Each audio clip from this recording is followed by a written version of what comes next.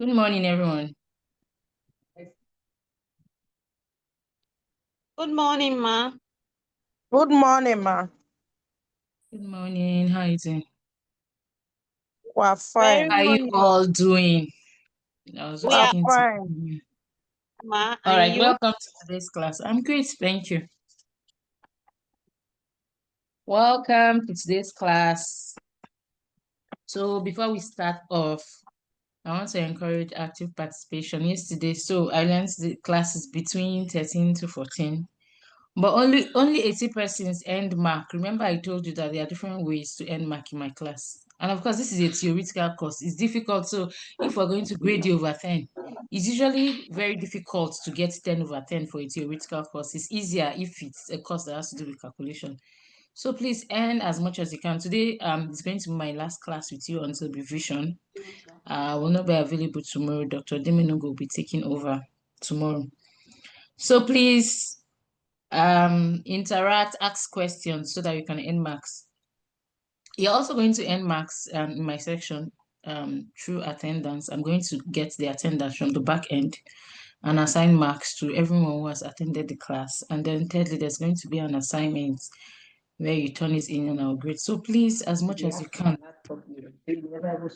So to start up today, I need 1 or 2 persons to give us a recap. Another submit project with that now. Not only a department.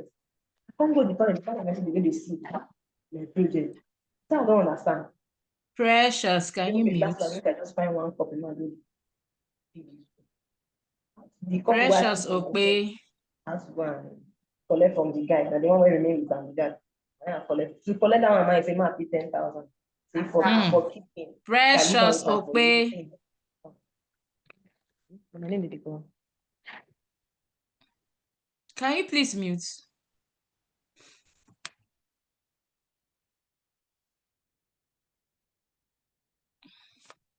All right, now that Precious is muted, can anybody give us a recap of what we discussed yesterday?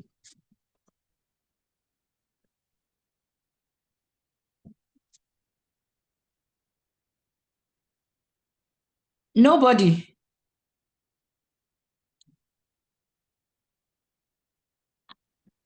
Hello, Ma. Good morning. Good morning. Who is speaking? This is Precious. Let me give a recap of what I can remember.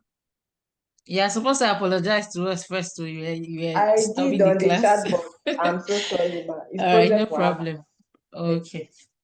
So yesterday we spoke about gender, and we tried to differentiate difference between gender and sex. We spoke about some gender terms.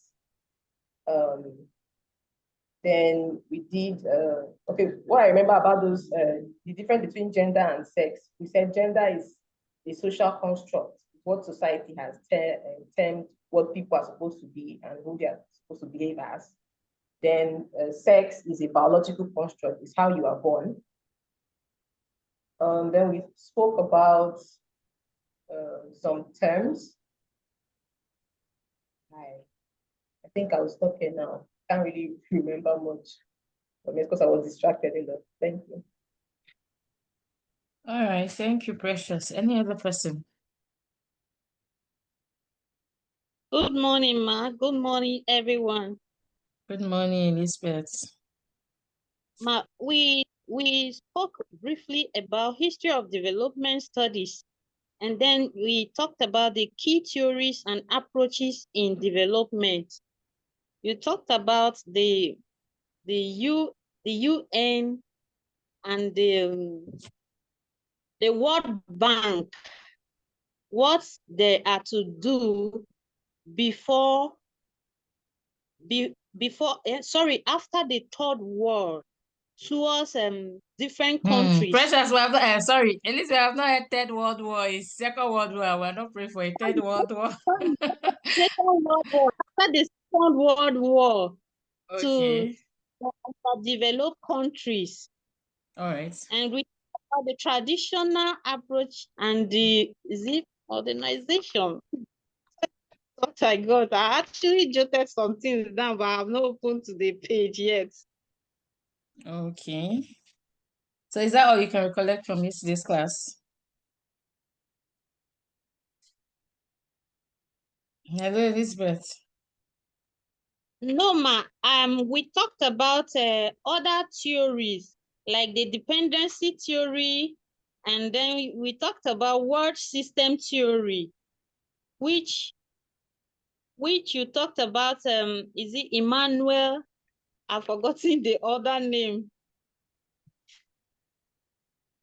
All right. Any other person wants to give it a shot? So 1 mark each for Precious and Elizabeth. The last person. Any other person?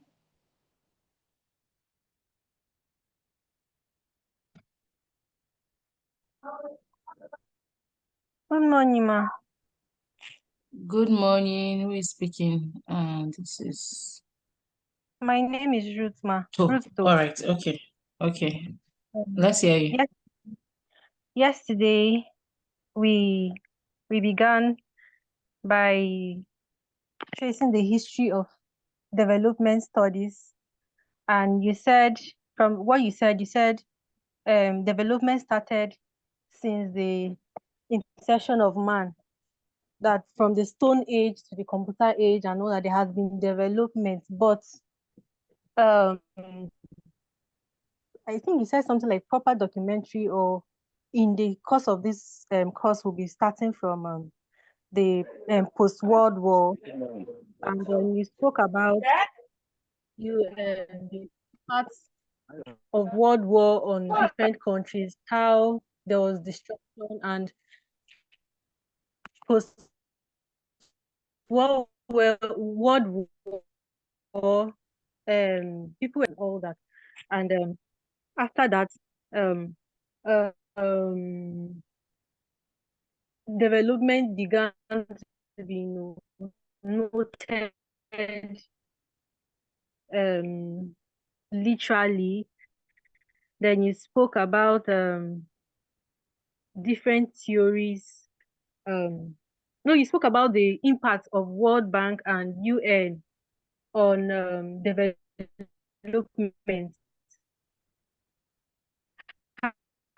how they've been anchoring different sectors and different areas, they've been anchoring and trying to maintain development and push development into different countries, the ways which they've done that. You spoke about each of them through the various bullet points. Then you spoke about, and you argued that some societies believe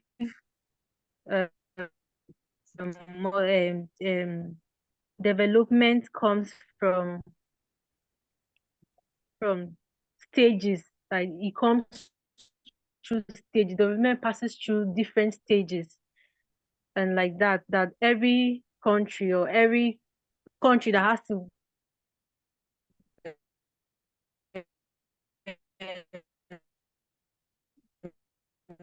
that has to be developed, has to pass through those stages and all that, and the criticisms as well. That you said has to do with that historical exploitation and colonialism, and is it inequality, something like that. Then you mentioned that you also discussed the key features. You spoke about some people saying the reason why their countries were still underdeveloped is because of colonialism.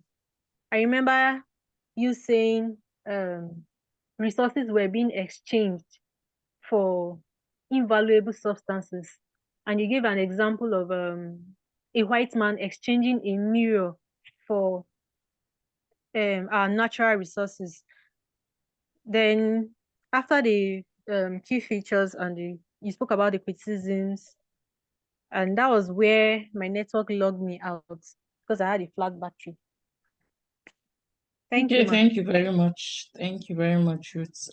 For all your attempts, you have all earned 1 mark each. So yesterday, we started the class by looking into the history of development studies, and we started from post-World War II, where the UN had their own idea and of what they should do to bring about developments after there was massive destruction.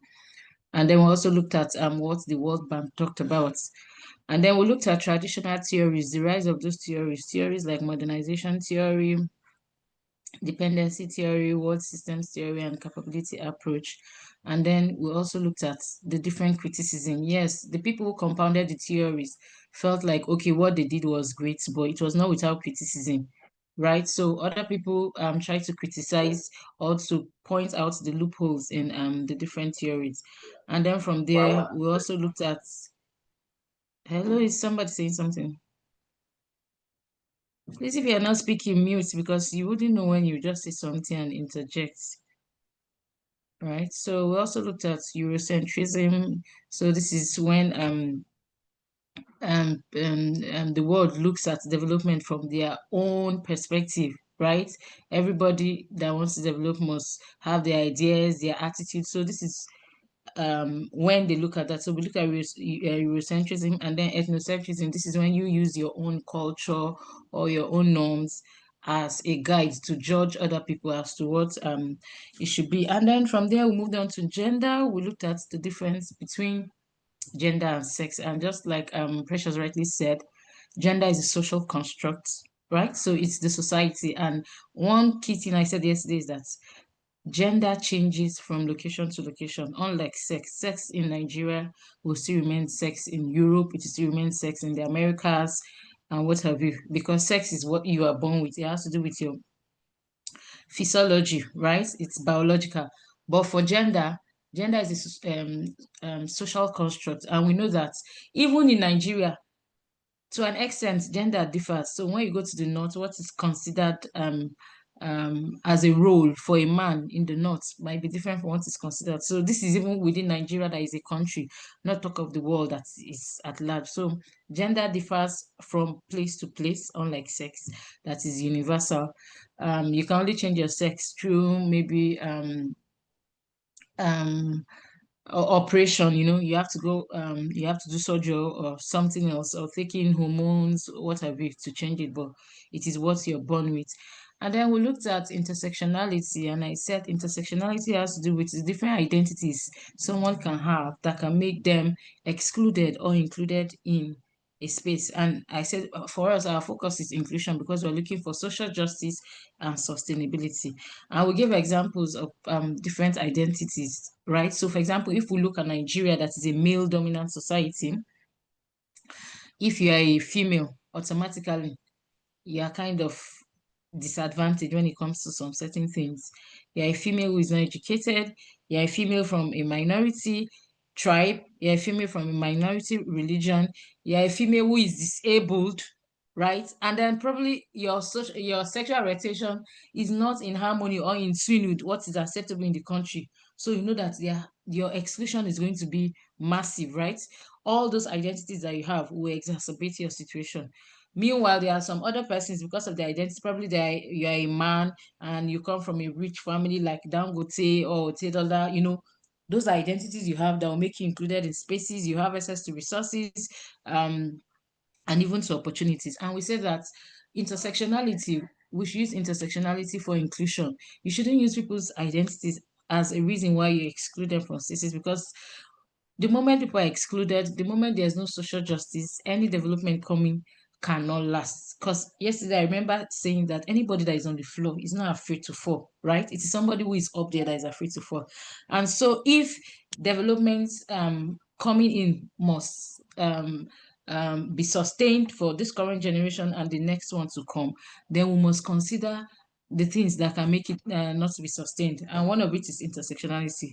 Let us not exclude people on the basis of the identities that they have, right? So, and then we now start looking at the more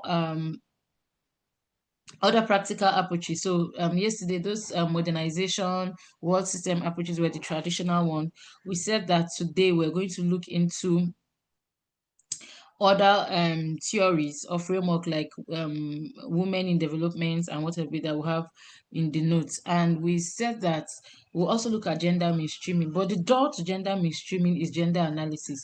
Before you say you want to mainstream something, you must know where the root cause is. You must know where the problems are emanating from before you will be able to mainstream properly to ensure that anything you're doing is going to last. So this is basically what we talked about yesterday. So we'll go into what we have for today. So for today we'll look into gender analysis proper, which is the door or gateway to gender mainstreaming, right? So I've looked at development, and in gender analysis, we are going to look at other frameworks that can help us with development properly. All right, and so let me share my slides so we can move on.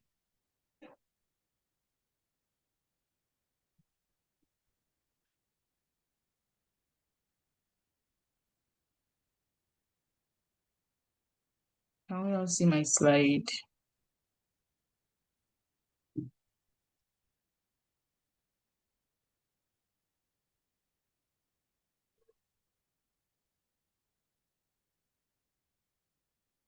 Can we see my slide? Yes, we can see.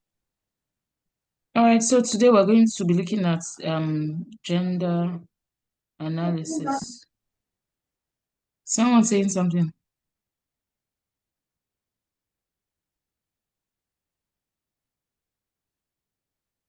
So we are going to start off today with a question. What is gender? And why does it matter in development? Must we always consider roles of men and women, functions of men and women before we talk about development? I want to ask generally from, so I know some of you are into development work already. Why does it matter to bring in gender in development? I'm all ears.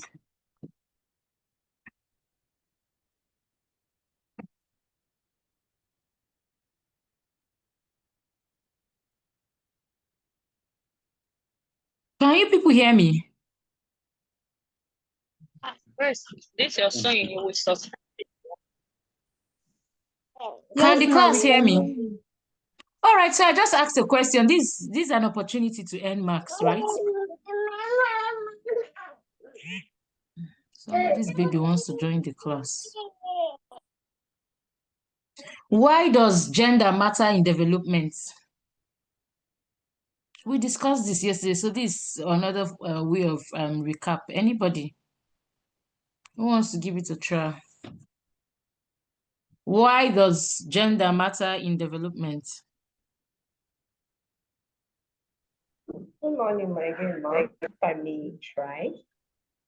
I feel gender is included in development to ensure inclusivity of everyone. Everybody is inclusive. In development, it has to affect everybody, regardless of gender or sex. So in order to be able to include, to make sure that the inclusion criteria is achieved, that's why gender is important in development. All right, thank you very much. Any other person wants to give it a shot? Good morning, everyone. Good morning. It's gender, it matters because one, it promotes equality and justice. When gender is included in development, it brings equality and justice. All right, thank you, Ahime. So before I even continue, I'll give my own perspective of why I think gender is important. What is gender?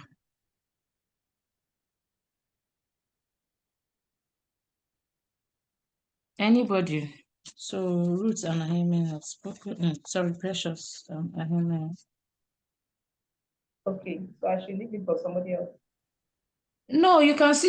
If you want to earn as much as you can, please go ahead. Okay, from Good what morning. we spoke about.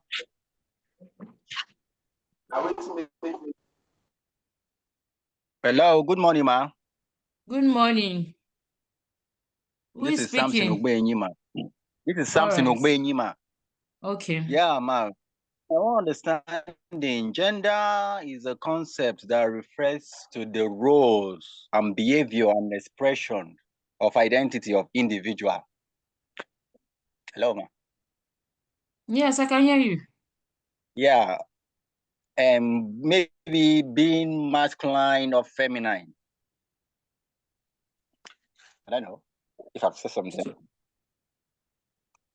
Please go over it again. Let me be sure of what you're saying. I say Ogbu. gender is a concept that refers to the So when you say it's roles, a concept, behavior. who has created this concept, gender? How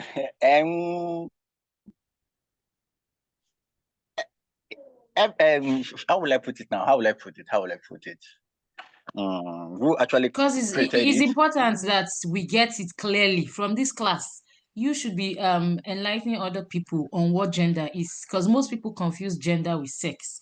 And I want to be sure that everybody is on the same level with me in this class when it comes. So what is gender? So be clear when you're defining what gender is. Okay. So how will I put it now? Maybe somebody will help me. Maybe somebody will help me. I'm just lost right now. All right. Okay, so who is going to help Ogbu? I am here. Elizabeth is here. All right. From the inception of your class, you have made us to understand that gender is a social construct and it differs from place to place, unlike sex, that is the same thing, like biological. Sex is biological, but gender differs. And from my own understanding, I would say that gender is an approach to development that focuses on the social, the economic, and the political aspects.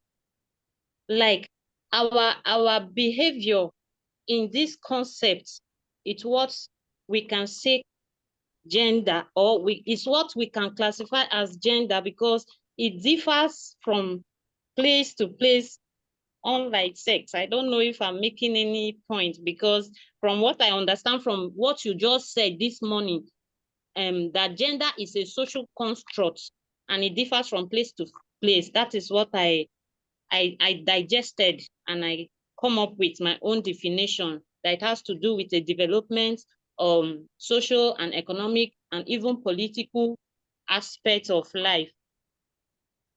All right. So you're correct. Thank you, Elizabeth. So let's hear from Ruth before we move on. Thank you, Ma.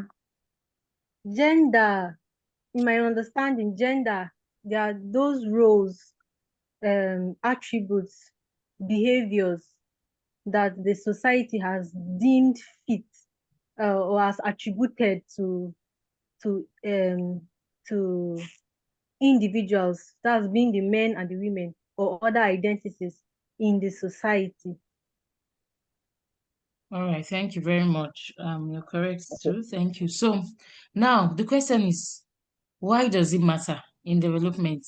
Since you say gender is a social construct, when we say it's a social construct, so for example, in my community, the men have upper hand compared to women.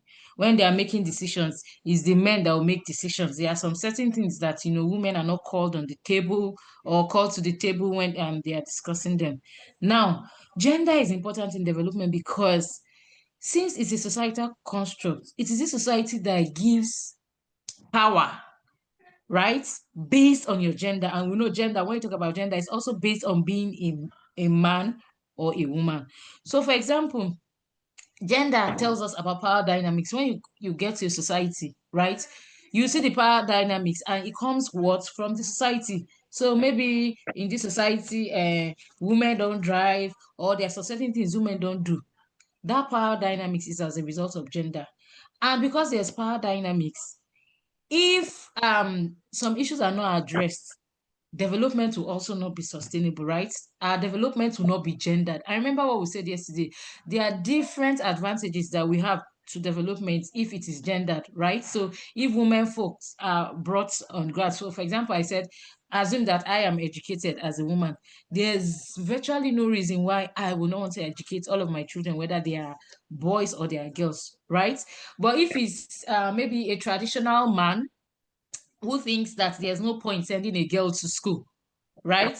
He will also continue with that. Okay, probably let's give our girl out in marriage, and then she'll be supporting her brothers to go to school and what have you. So we see that gender brings about power dynamics, and it also speaks to the cultural norms, the things that are accepted in our society, right? So we need to bring gender into development because there are some norms from our society that are harmful. Some of these power dynamics will not support and development, right? So it brings about inequality, brings about inequity. So we need to bring gender into development to ensure that everybody is carried along. And the major reason is because of the power dynamics and cultural norms that emanate from our society. Remember that gender is from the society. It is the society that assumes when man is talking, woman, shut up. Woman, this is how you should sit. Woman, this is how you should treat your in-laws. Woman, this is what you should do. It's not written in black and white that there's no, when they gave birth to you, there's no black and white where you got all those rules. As you were growing, you saw that, you were being initiated into things like this in the society. This is what the society says is acceptable and not. And so we need to look at gender. We need to look at power dynamics. When we're talking about gender, we're looking at the power dynamics, cultural norms that come from the society so that development can be wholesome. Is that okay? Yes, clear, ma. I'm sorry, I don't know why this my dog is always barking when I have something important to do. All right, so let's move on. What is gender analysis? Anybody?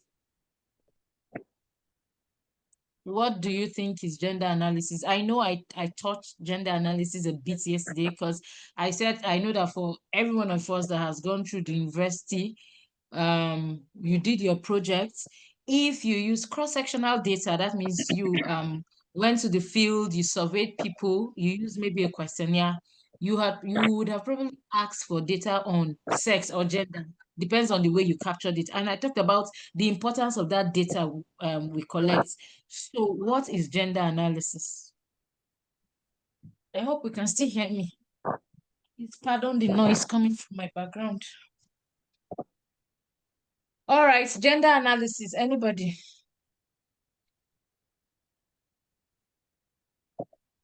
Okay. Let me see if I can say something now.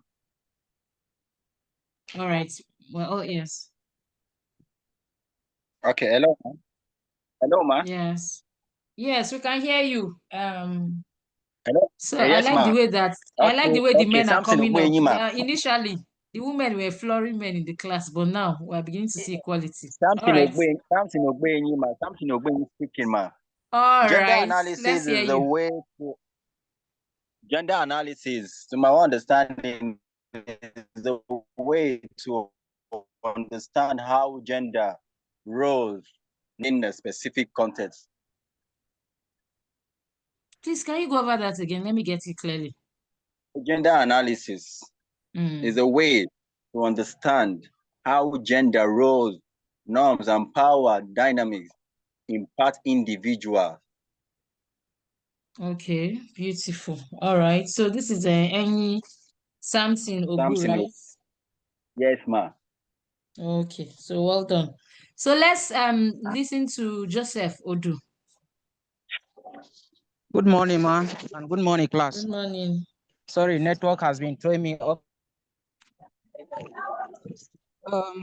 I think gender analysis is a framework used to identify and understand the different roles and responsibilities and access to resources that men and women, both individuals, have in a given society.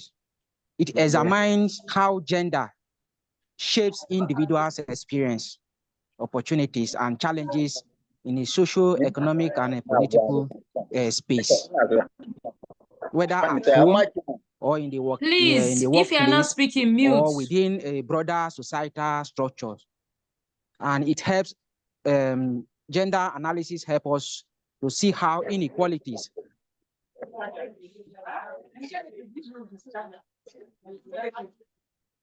Are you done speaking, Joseph?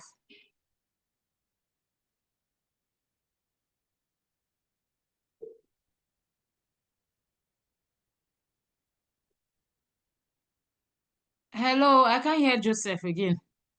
So let's listen to, I wanted, I had a follow-up question for Joseph, but it looks like he's been knocked out because of network. So let's listen to you, Amos.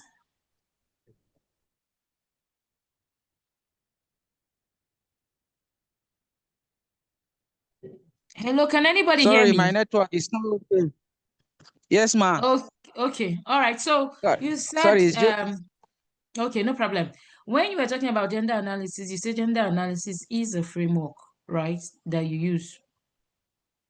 I want to ask, what is a framework, right? So let's be sure of the different terminologies we use. So when you say gender analysis is a framework, can you enlighten us on what a framework is?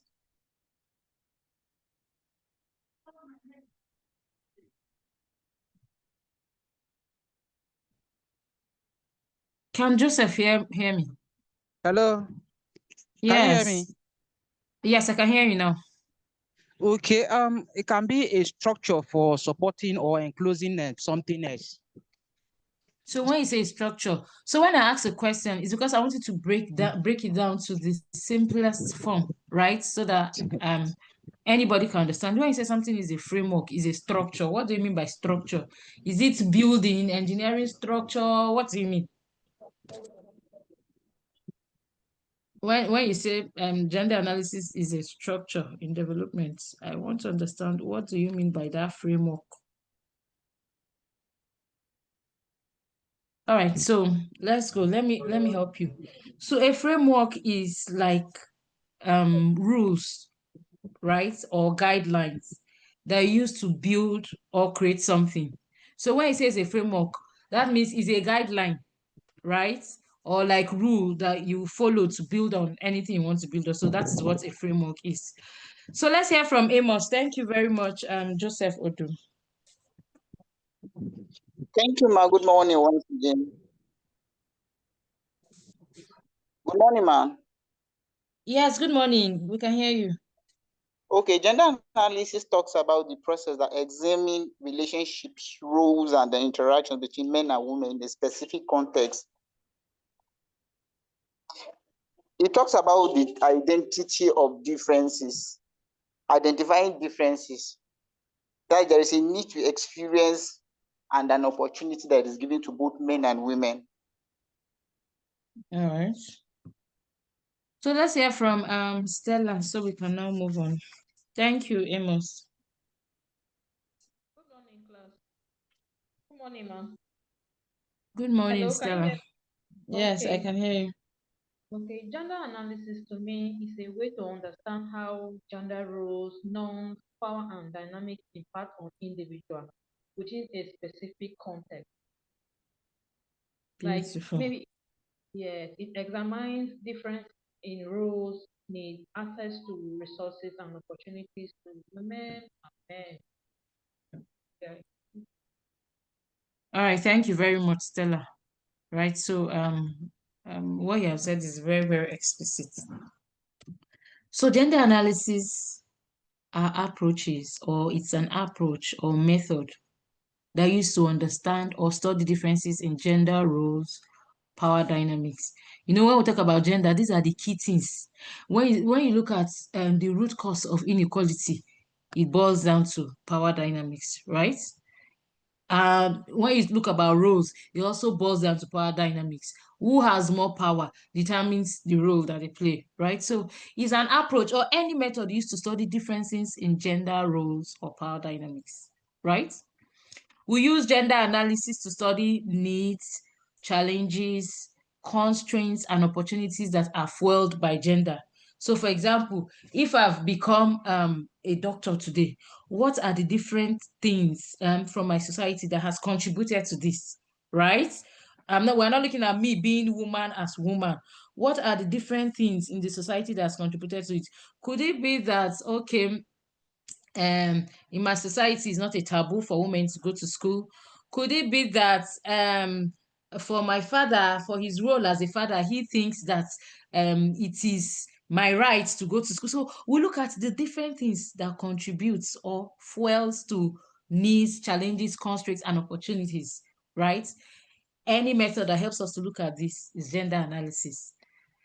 And gender analysis also helps us to look at impact on human lives, either from the intimate level, that's at the individual level, at the community level, at the national level, or any level, right? So we look at impact on human lives at these different levels based on, so individual level, the people surrounding you, community level, your community, international, nationally, your country, or international, right? So we look at how all of this affects people. So this is gender analysis. Gender analysis is or our approaches and methods that helps us to study differences in gender,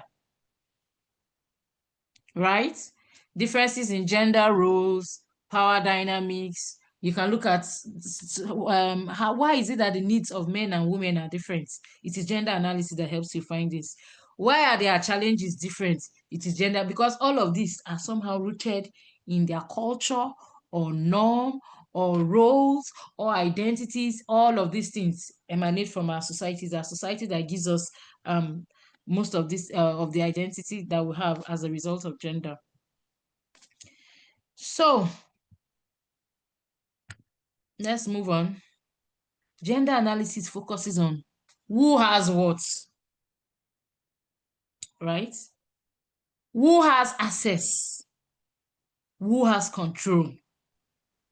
Who has power and who does not have power? This is what gender analysis. So we're trying to look at and all of, if you look at all of this, it still boils down to what? Power dynamics. Who has access? It is who has power that has access, right? Just like was it who was speaking yesterday? Chidima talked about women not having access to their father's property from where she comes from. Why? It's their society. So if a woman gives birth to twins today, and one is a boy, the other one is a girl, in that society, automatically the boy is more at an advantage compared to the girl. When they have not committed any fault or done anything, why? Because of the society. Automatically, the society has given you like this.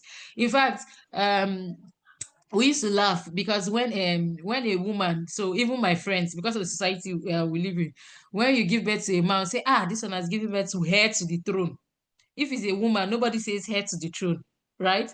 So I know of somebody who has just a son. When I want to hail the son, I'll be like, the heir to the throne, right? Why? Is our society. If it were to be a woman, say, you will get married, you will bear another man's name, blah, blah, blah, what have you. And so the society deprives you. And sometimes I come to sit to wonder, so the people who formed these unwritten rules and laws in the society, for example, you see when a woman gets married, a woman should not have access to um some things, because when she gets married, it's her husband that is going to enjoy it. And I also ask, when a man gets married, is it not another woman that will come to enjoy it? Right? So they say it is the man that bears the father's name that will keep on, that will bear the name from generation to generation. Yes, that is true. But a man cannot also do it alone. They say it's a man that will take care of the family. These days, well, in my generation, from what I see, women even do that better than men. Right. So sometimes I sit and then I wonder what was going through the minds of our ancestors, of our forefathers when they were making all these rules, right? And then the power dynamics is so much. I remember, so let me divert I can see Stella's hand. Do you want to say something?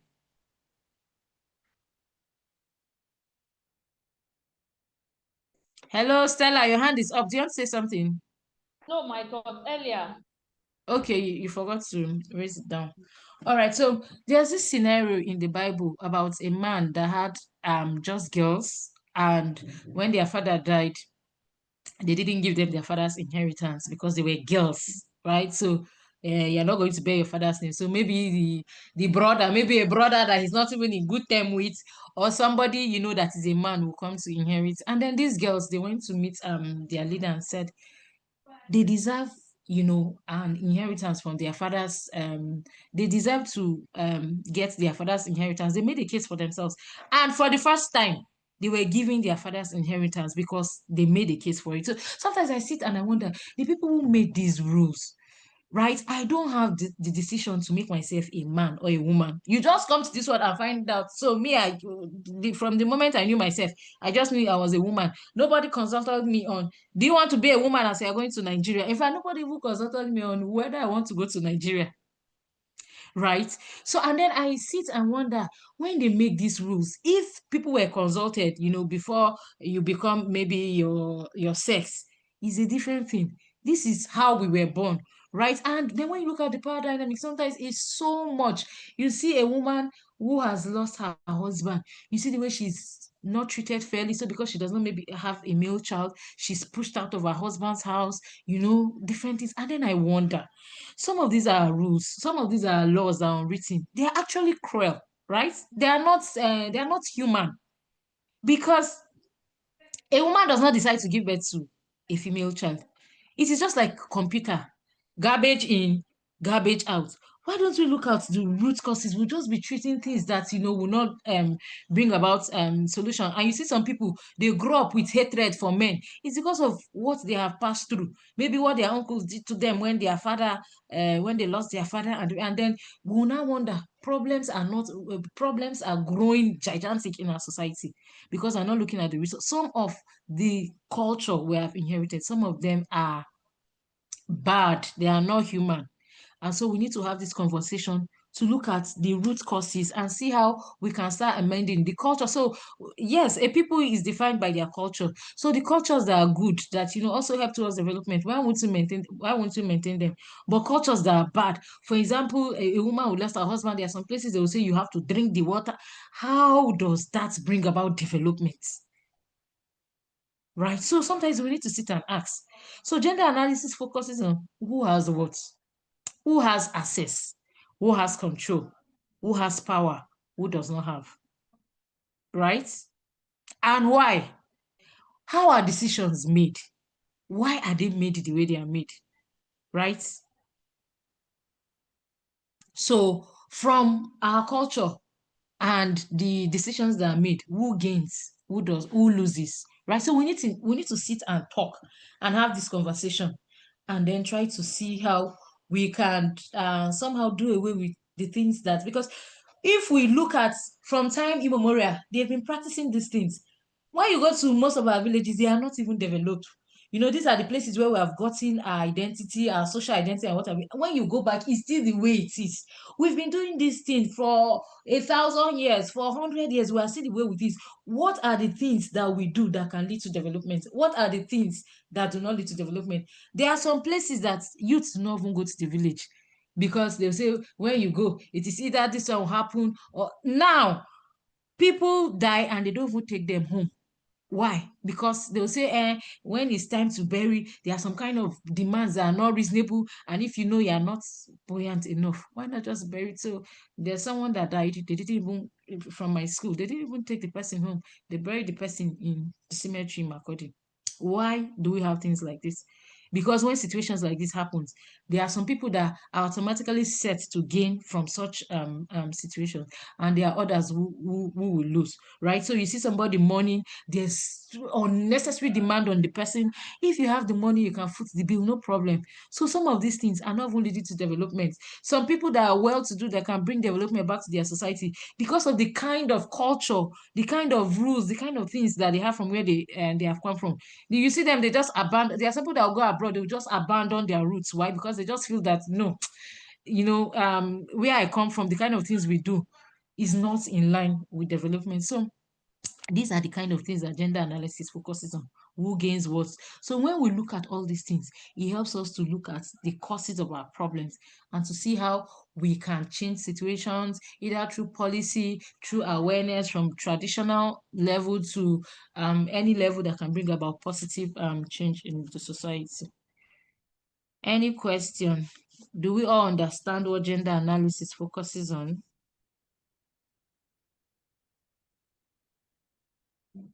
Where are my class? Let me check. Can we all hear me? Yes, ma. Ma. So Stella, your hand is up.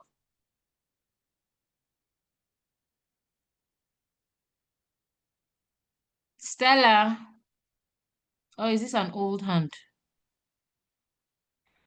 So from what we are saying, there are some things from our culture that, has helped us. It has helped us to maintain sanity and what have you. It's not everything that is bad, but if we are to be honest, there are some things that are really bad. If you sit and think about it, if they are doing it to somebody else, no problem. But just imagine that they are doing it to your own daughter. How would you feel? when it's now your own flesh and blood. So we need to critically, gender analysis critically examines these things and tries to profile solution, right? For the things that we have been doing that they have not been leading to development, let's put away those ones. The ones that, are positive, they have also helped us in a positive light. Let's continue with them. So these are the things that gender analysis looks on. 9, what are the underlying questions in gender analysis? So I've been talking, this is easy to read. So I will need 3 volunteers who can help us read the underlying questions in gender analysis.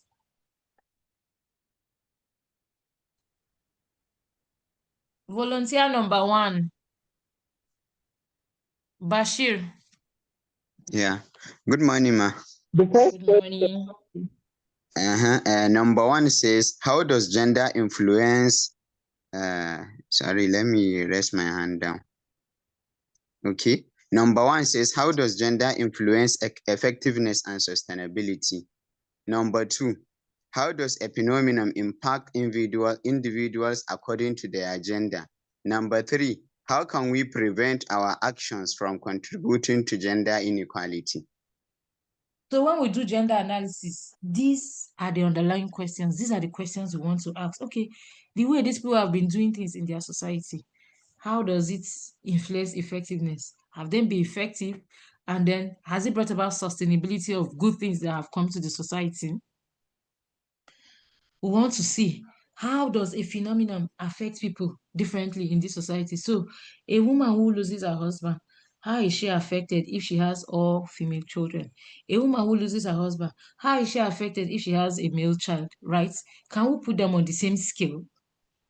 We're saying, how can we prevent our actions from contributing to gender inequality? So when we carry out gender analysis, at the end of the day, we want to see how we can reduce gender inequality, right? So these are the main underlying questions at the back of our minds, or the back of the mind of anyone who is carrying gender analysis. Let us see if the norms in this society brings about effectiveness, if the way they do things in this society brings about effectiveness and sustainability. We want to see, how does the situation affect people differently based on their gender. We want to also see whether actions and the social construct in this society, whether it contributes to gender inequality or not. Right? Now, like I earlier on said, without gender analysis, there can be no gender mainstreaming. So if you don't know a problem, how do you solve it? Right? If you don't know the root cause of a problem, how do you solve it? Are we following? So gender analysis is the key that unlocks the door to gender mainstreaming. When we analyze and see, okay, this is where the problem is, this is how people are affected because of their gender differently, this is the inequalities has led to, this is when we can now know how to do our mainstreaming, where to do our mainstreaming to make sure it's effective, right? So gender analysis, without gender analysis, there can be no gender mainstreaming. Any question?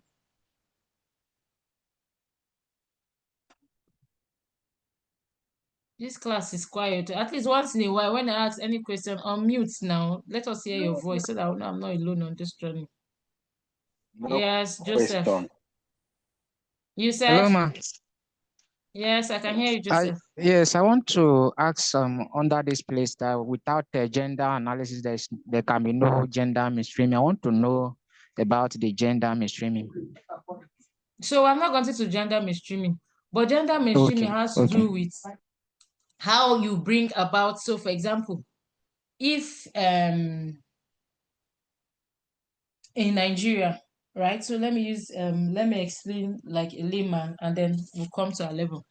If in Nigeria we realize that women are not in positions of authority, women are not in position of leadership and what have you, how do we bring in, when you say you want to mainstream something, gender mainstreaming has to do with how you bring in gender, right? And when we're talking about gender here, we're saying how we bring in male and females into any program or project.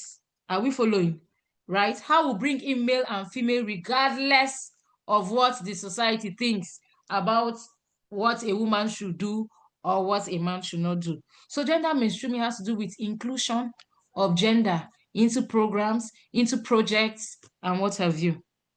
And the reason why we do gender mainstreaming is to reduce inequality, to make sure that, yes, you have men and women. Women, you cannot say women are not in the army because they are women. Women should not be in the army because they decide not to. If a woman decides to be an officer, why shouldn't she be? If she has the qualification, right? We are saying equal opportunities, equal access to resources. This is what we are looking for. So gender mainstreaming has to do with the inclusion of gender into projects, into programs, into our institutions, as the case may be. Is that clear, Joseph?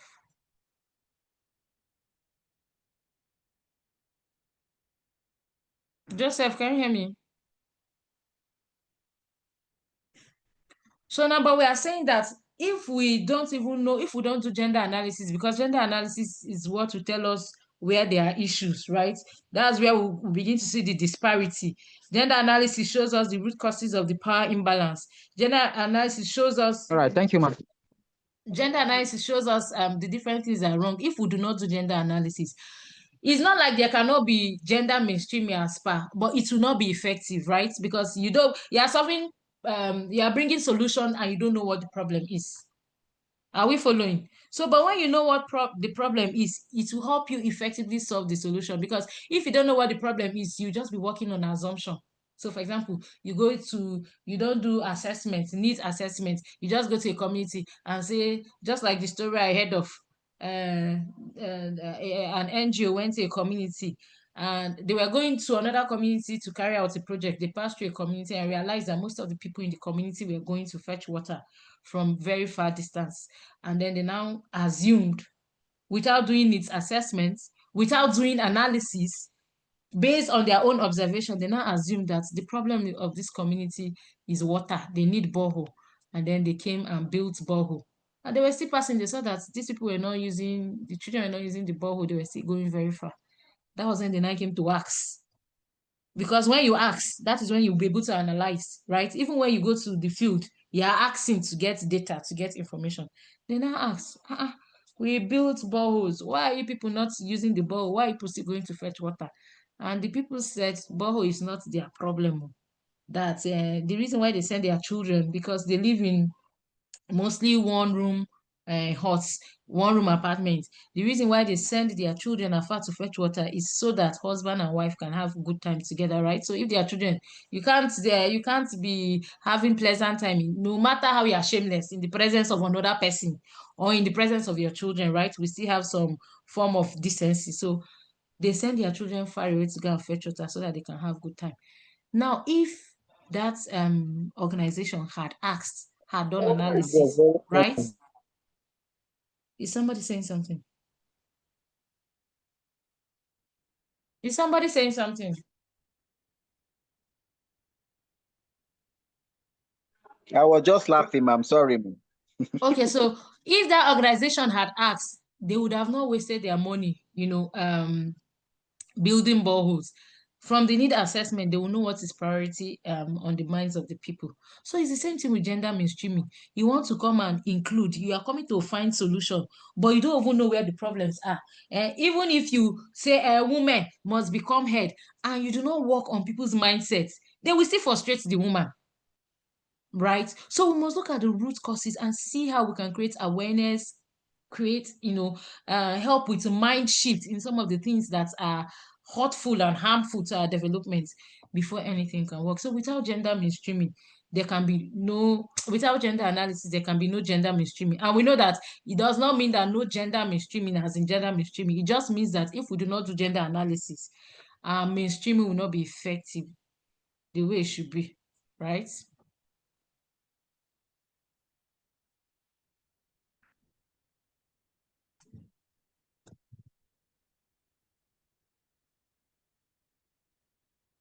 Any question?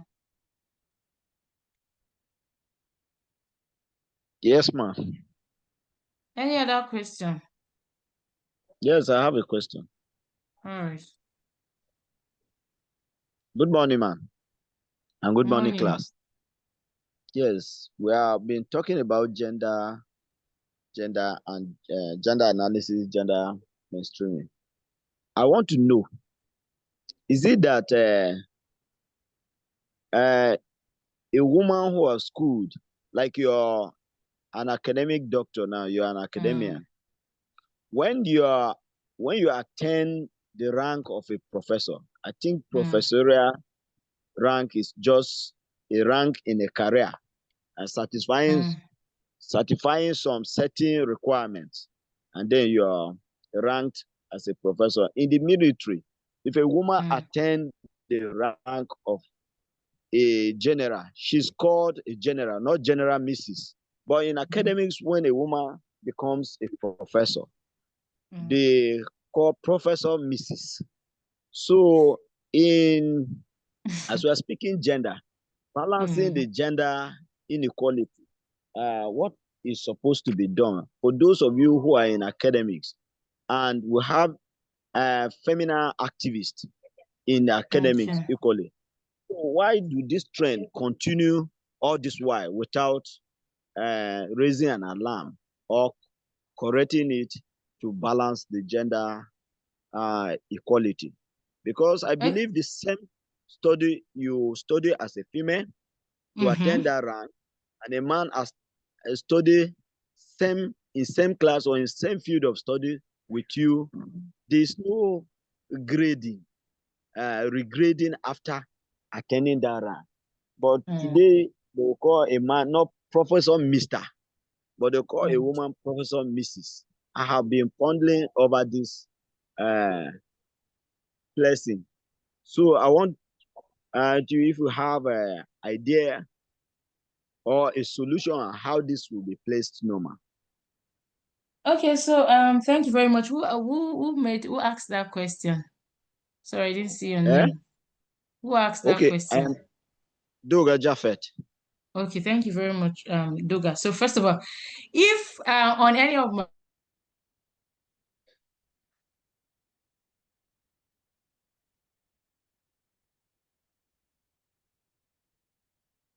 Hello, network.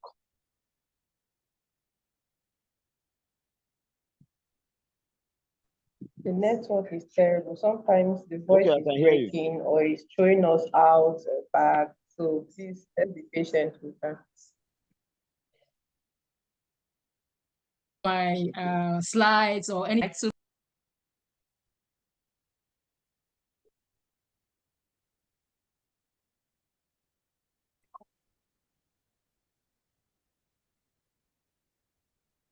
sorry, it looks like I lost the class. You're back. Okay, so it must have been from my side. So I said, first of all, on this project, this World Bank, this project that is being implemented by the World Bank or financed by the World Bank, it's difficult for you to come and hear. So, for example, our director is Professor Nnamoni. I've never heard anybody say Professor Mrs. She's going to correct you. Is somebody saying something? Okay. If you call her Professor Mrs. Nnamoni, she won't tell you. I'm Professor. When she's introducing herself, she introduces herself as Professor Nnamoni. Now, why do we have people still doing Dr. Mrs., Professor Mrs.? It still falls back to the society. Because a woman feels that if I add my marital status, it's going to give me more respect, right? A man has done this. Me that I'm married, on top of the fact that I'm married, I'm still able to achieve this. So it looks like there's another special respect they give you when you say you're Professor Mrs. or you're Dr. Mrs. But in medicine, right? So for example, my husband is a medical doctor. I don't see them doing Dr. Mrs. Ayogu or Dr. Mrs. This is Dr. This, Dr. That. It still boils down to what society expects of us, because you feel like if the society knows that you are a Mrs. and a doctor, right? I don't know. So this is what I think for people who do it. Is there any special respect they will give to you? Does it make the society look at you like one superwoman or super what have you, right? And the truth of the matter is that nobody makes you a doctor on the basis of whether you're a woman or you're pregnant, they will now pity you and give it to you. You must pass the basic requirements. So for people who do it, you know, for some people, they just come to the scenario and see that this is what people have been doing. They don't ask and they continue doing it. And if you ask them, they will just say, it's because I'm a woman, I'm putting Mrs. to show that. So what happens to women in academia who are not married? So should they put Dr. Miss so that they will know they are not married? Right? So if you're going to treat an academia with respect, it should be regardless of their marital status. You treat the person with respect because you know this person has earned it. I wouldn't judge people who do that. Just like I said, some people just come to a place and just realize that, okay, everybody, so they employ you, you're starting from the start, and you realize that everybody there is either they say Dr. Mrs. Professor Mrs. and you. So there are some communications I even get from the university. I see Dr. Mrs. But when I'm writing, I just put Dr. H. Obekpa. Even for the class, there are some people that have addressed me as, they will send message and say, good morning, sir, or good morning, this, until they now see maybe my photo, or when they now see in class, they know that I'm a woman or man. For me, I think that I should not get respect or recognition on the basis of my gender or sex, as the case may be. If I deserve it, give it to me. And this is what equality is, regardless of people's gender. They should have access. If I'm qualified, let me get it. Don't say because let us pity her because she's a woman. Well, there are situations where we fight for equity when we know that equality will not favor a lot of women, because we know that the men have gone far, right? But so this is my own thinking, and I really cannot say why people do it. Just like I said, some people are just following, but this is what I think about that. It's okay, Japhet. man. It's taken. So when you hear people saying doctor, some people are just doing because that is what some people are doing it so that don't judge everybody you see putting a Mrs. right. Some people are just doing because that is what they have seen, but others are doing it because they feel they should have more respect, because it's not easy to be a Mrs. and to be a professor. You know, you're handling different things at different fronts, so it depends, right?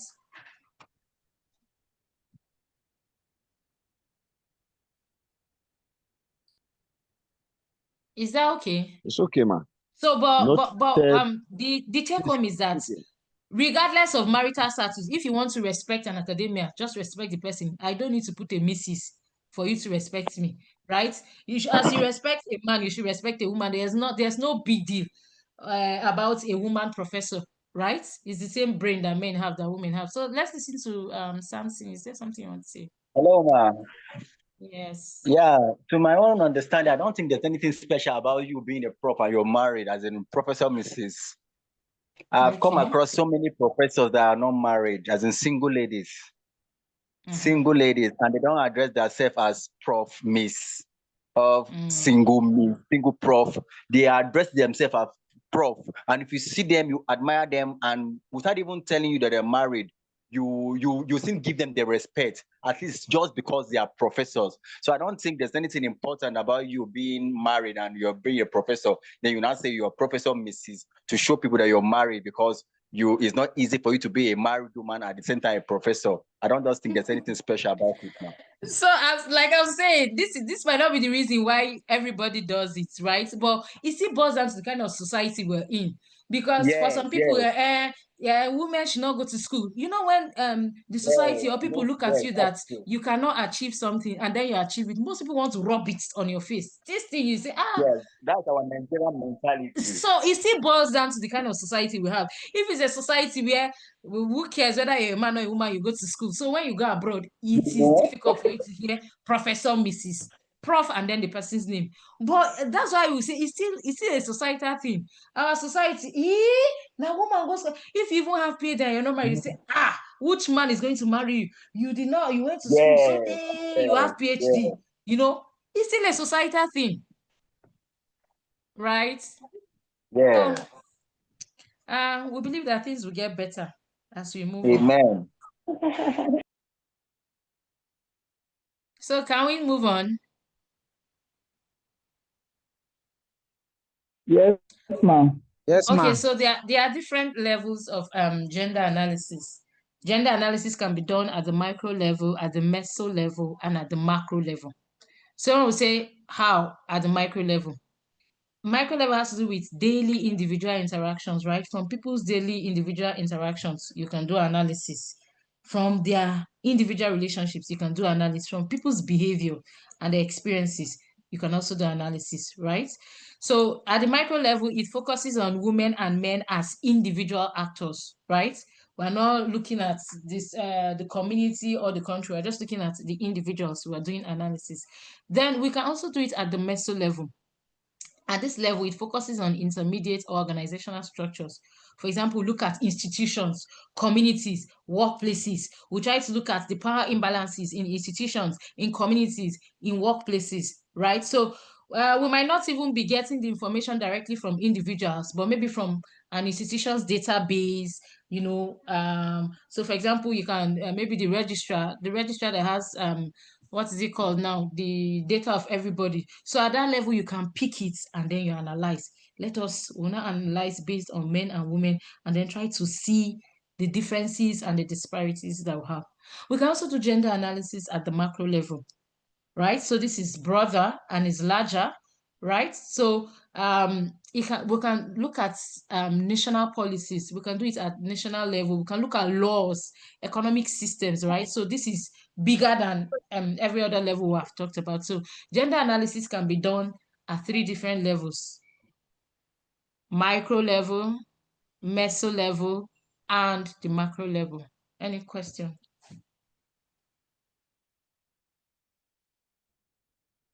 So if I ask us level of the different levels we can do gender analysis, is there anybody that will not be able to explain to us the different levels that we can do gender analysis? Is this clear?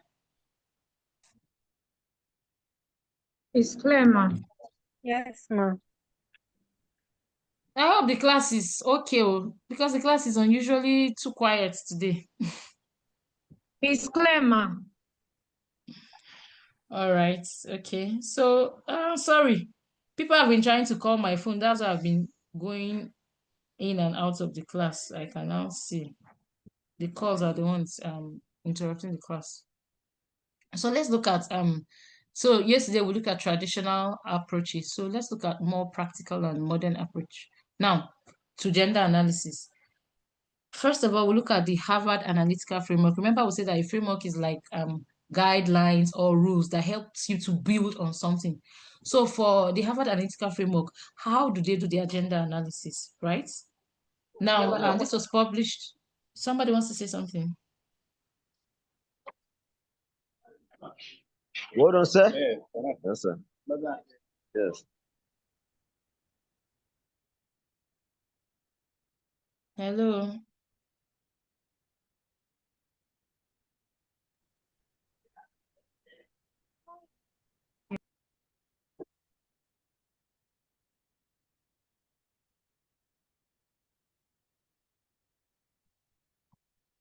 Is there any question? Somebody was saying something.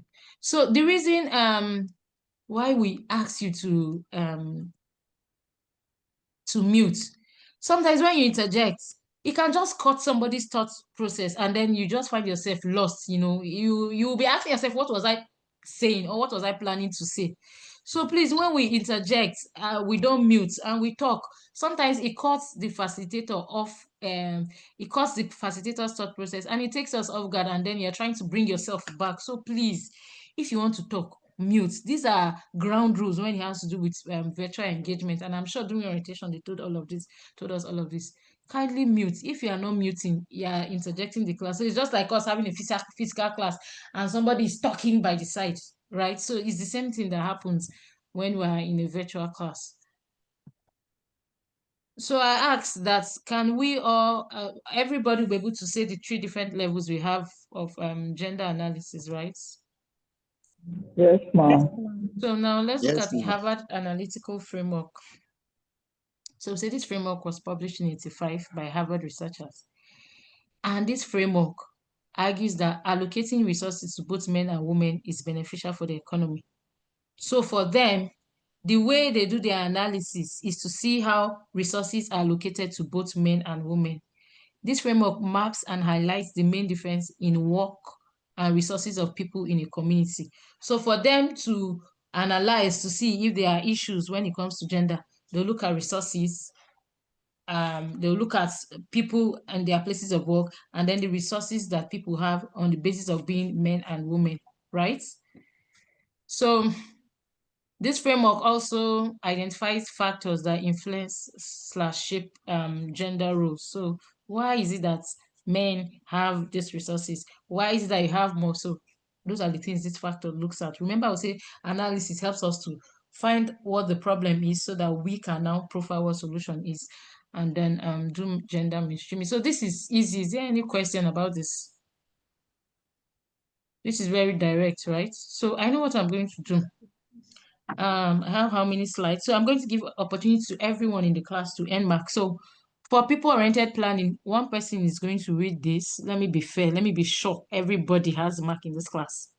So who's going to help us with people-oriented planning? Let us start with those who have not spoken before. Let's be our brother's keeper. People-oriented planning. The slides are quite explanatory. If there are any issues, I will explain. Anybody helping us with that?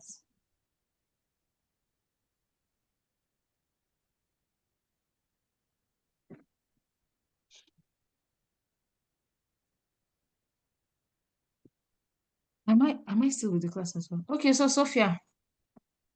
Okay, ma. Okay, well, all yes. People-oriented planning, adopted from Harvard's analytical framework used extensively in refugee situations, aims to ensure efficient and equitable distribution of resources or services, seeks to understand refugees' past and present gender relations, who has what now and who has what then, relationship between the host and the refugee community. So this people-oriented planning, this approach is a people-oriented approach, and it basically has to do with refugees and their host communities, right?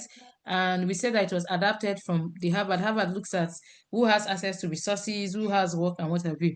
But it's still resources, but it looks at the equitable distribution of resources, right? It seeks to understand refugees, both past and present, and how the agenda affects the way resources are being distributed. So who has what and who had what then, right? This is how it tries to understand inequality or the disparity that has to do with gender, and then profile solution. Now, so we can see that the people-oriented planning was adapted from Harvard, so they are like, brothers and sisters. The critique of this is that it is too narrow and oversimplified. How can you so if you just look at resources, you look at refugees who had what then and there, for them, they feel it's too simplified, and it will really not lead to issues that they have that they can further solve. If you just look at or follow this guideline from Harvard and people-oriented planning, does it really show us the underlying cost of disparities or power imbalances or the different roles that we have? So the critics of this said that it's just too narrow and oversimplified. It really will not show us where problems are. So let's go to the next person, the Moser framework. Sophia. Who is going to read this for us?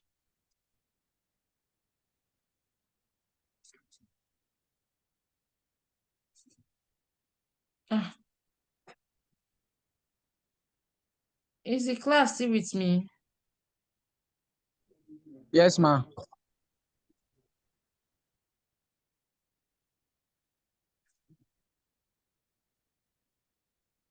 So let me see who has not spoken. So let's hear from Grace.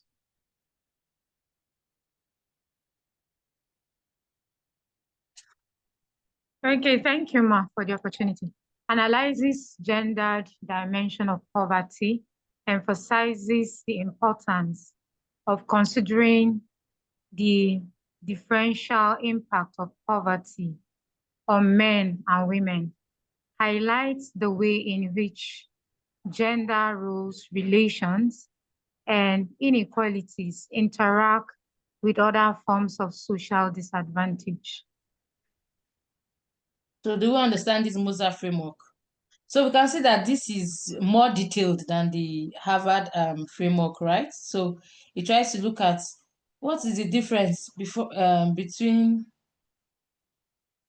sorry, I'm getting interjections. It tries to look at what is the difference between men and women's poverty, right? And then it goes to gender roles. So if we pick, remember I told us that, so for example, if you go to the field and you get data on gender, and you get data on what is it called? Savings, right? If we want to know the average that or income, if we want to know the average income that men get and the average income that women get, it's very easy to get the disaggregated data. So for example, I'm an analyst. If you give me data, as long as there's gender, I can disaggregate anything you want, right?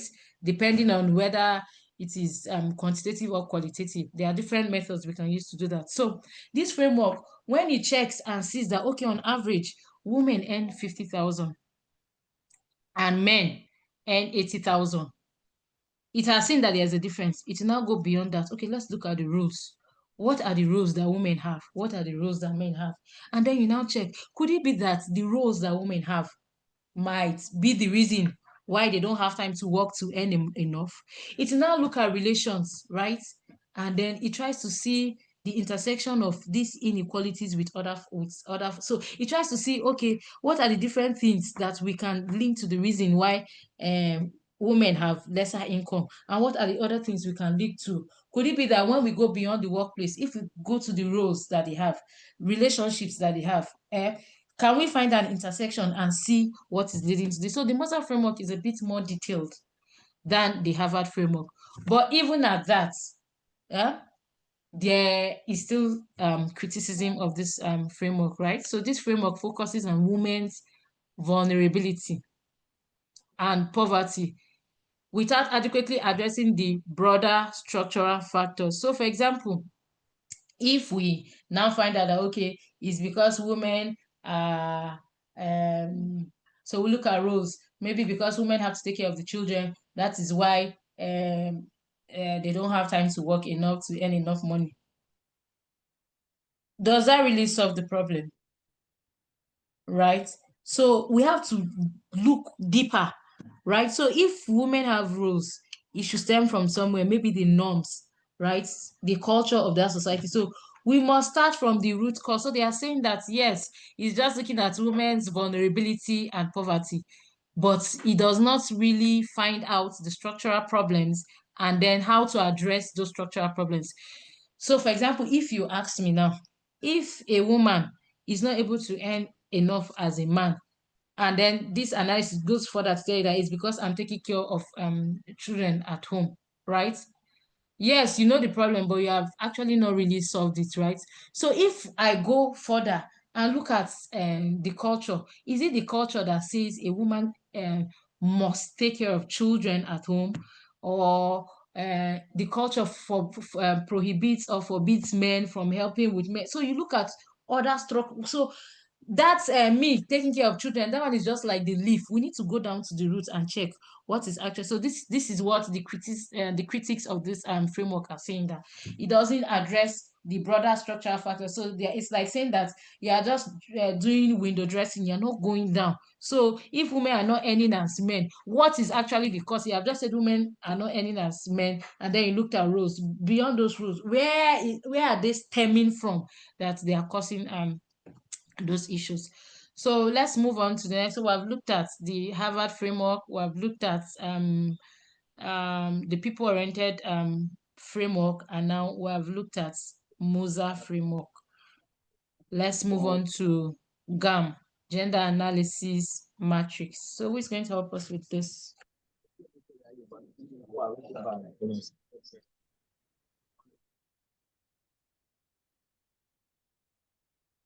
Who wants to help us with it? I can't see any hand up.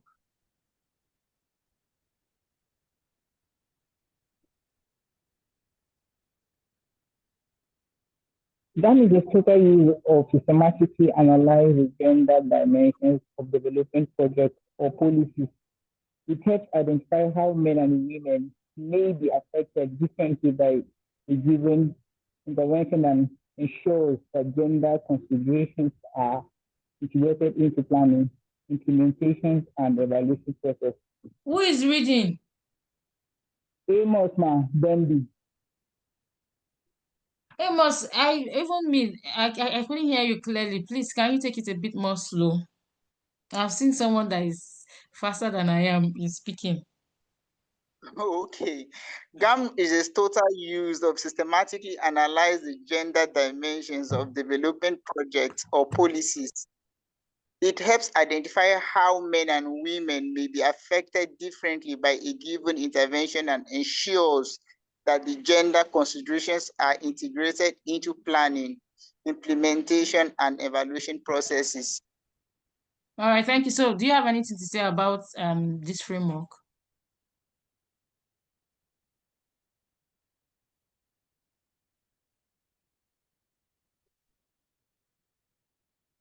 So this framework is not even very far from the Moser framework, right?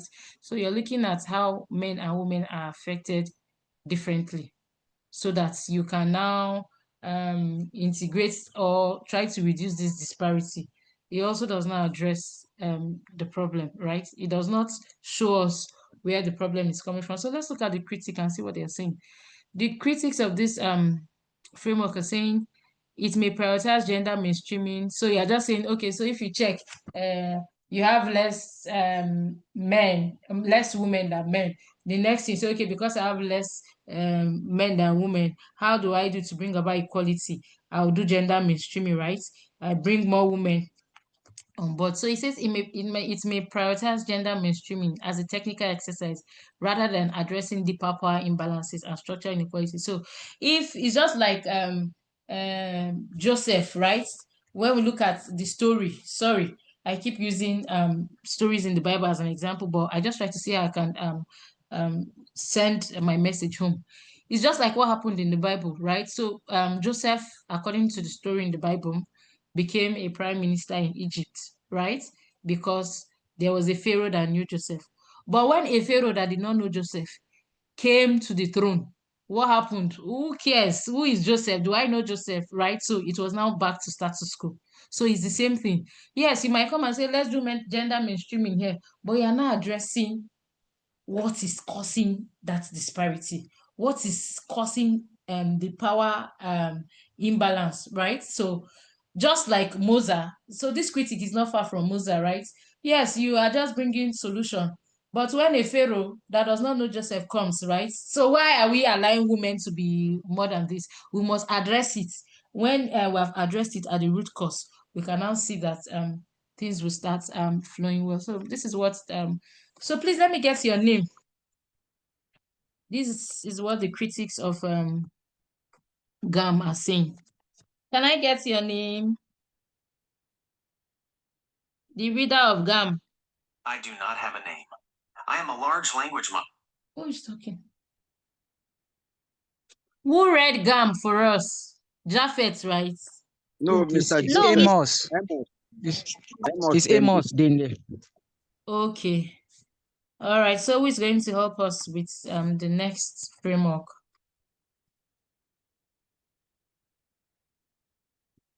Okay, I'll read. Hello. Yes, I can hear you. Okay.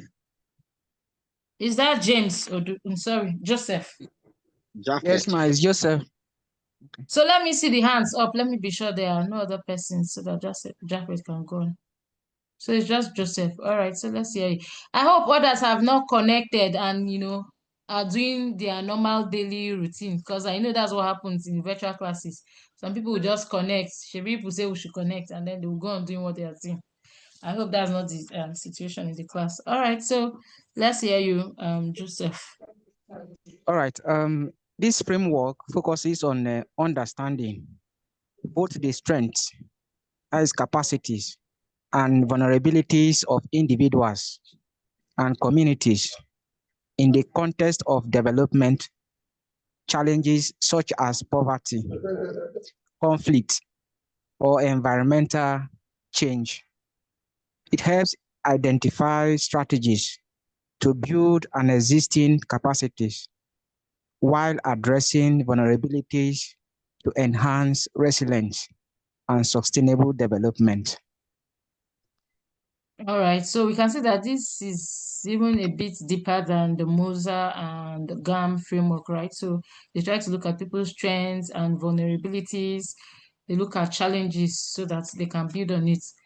But just like we said, there's no matter how something is good, no matter how your food is so delicious, right? They might. So for all of these frameworks, we have critics, right? So let's hear what the critics have to say. So what the critics are saying is that yes, they are looking at vulnerability, but are they also looking at agencies? You are saying that women, you're looking at people's capabilities to see how you can bring people on board, but are you also considering their resilience, right? Do they really have the capacity to do what you want to do? So you have looked at capacity and vulnerability to see how you can bring about equality, because at the end of the day, all we're looking for is equality. But they are saying that they have overlooked agencies. When we talk about agencies, so for example, the people who will do this employment, right? What about the resilience of individuals? Okay, you feel in this community they have this disadvantage. Are we looking at the resilience of the individuals and the communities facing the adversity, right? Even if you do what you say you want to do, will it be sustainable? So this is what these are what the critics of this framework are saying, that yes, you might look at vulnerability, but aren't you overlooking agency and the resilience of individuals and communities that are facing this adversity?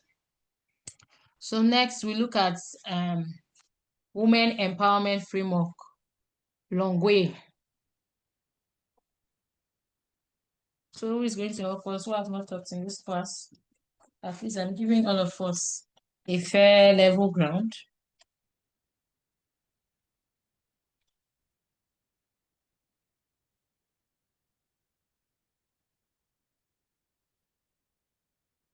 So let's listen to Ruth. Women's Empowerment Framework. The Longway Framework, also known as Longitudinal Analysis of Women's Empowerment, is a conceptual tool used to analyze the multidimensional nature of women's empowerment over time. It emphasizes the importance of considering not only individual level changes, but also the broader socioeconomic and political factors that shape women's agency, capacities, and opportunities. Have we lost Ruth? Hello, ma. Yes, are you done? Yes, ma. Oh, okay. That means I lost you halfway, right? Okay, so this also goes broader that, okay, beyond individuals, let's look at the broader socioeconomic and political factors, agencies that might lead to inequality or that might be the causes of the disparity we have, right? So they don't just look at the individuals, they move beyond that. You look at the society, you look at agencies and see.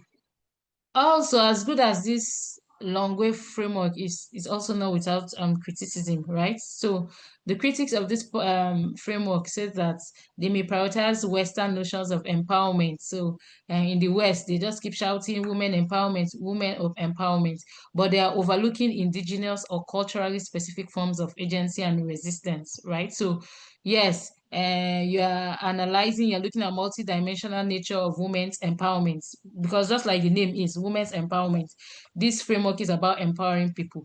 But the critics are saying, yes, in as much as you're doing that, you're overlooking indigenous, we still have things that are unique to us, cultural,